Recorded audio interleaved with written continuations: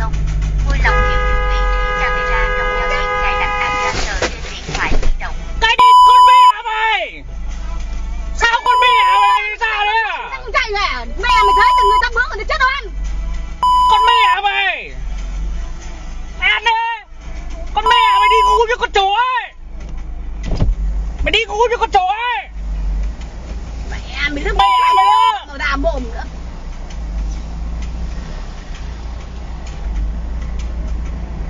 Mẹ mày chạy ra xong rồi lên xe cái đi luôn. Ăn bố mày đi đấy. tao nói luật lệ. Mày đi thì phải đi xe thang, mày phải chinh nhan cho người khác không nhớ người ta về. Điệt mẹ này.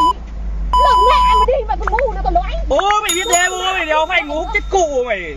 Tổ cho mày nó đi ra đường. Đầu ra chui ra bố lợn mà chui ra thì mẹ mày cháo ra bố mày không thèm nói mày còn đấy. Chui ra mày phải chinh nhan chinh nhất là nó